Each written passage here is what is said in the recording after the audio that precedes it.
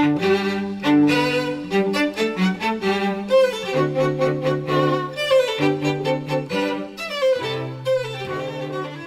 lecture at Malmesbury was about the power of history.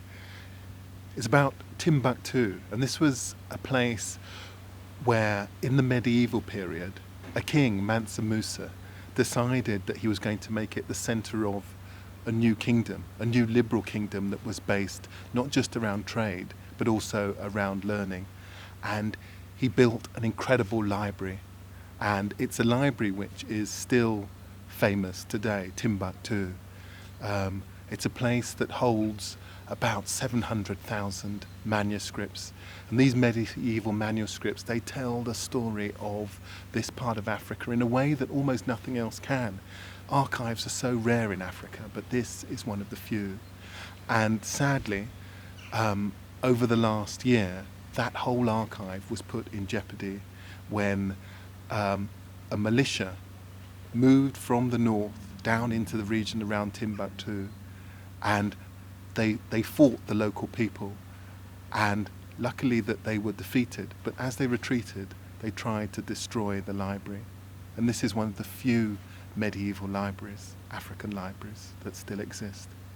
I had no idea what kind of questions I would get, and for me the great thing was the obvious enthusiasm of the audience members. I mean, they were really interested to know about what had happened to these documents, about what the future of Mali is, about, in a way, the precarious nature of African history and what is being put in place to preserve its future.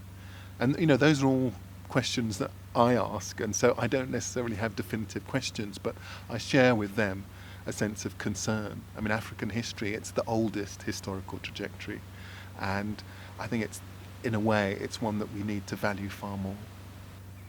I think, for me, the thing that I've loved about this Malmesbury weekend is that, like most historians, I work completely in isolation, and then you send these glorious little treasures of your ideas out into the world. And it's just lovely to sit amongst other people who love history and to see your ideas reflected back at you, but also questions, perspectives that you haven't thought about. And I found that really inspiring. And, you know, I'd love to come back again as an audience member. I mean, it's just been a terrific weekend.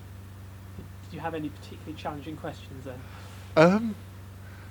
The thing about the Malmesbury audience is that these are people who know their history. Do, yeah.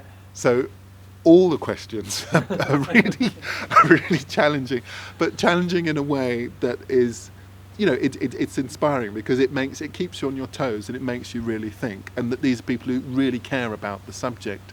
And so for me, it's exactly the sorts of questions that I'd hoped I would get, that these are people who care about the subject in the way that I do. And so, yeah, they were difficult, they were tough, but they got me thinking about the history as well, which I think was really good.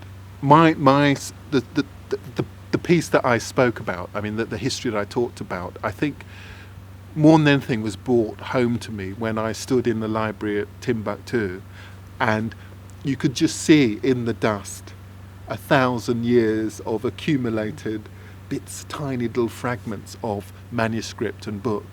And that this is a place that has been used for 1,000 years, in which people have learned and used these manuscripts. And it just gives you a sense of how important history is, of how it's not just something which is about ideas, but it's something that you can emotionally connect to. And coming somewhere like Malmesbury, being surrounded by people who have an enthusiasm for history, who have a knowledge for it, a thirst for it, it is that same feeling of just that ambient sense of respect for the past and understanding that history is really important.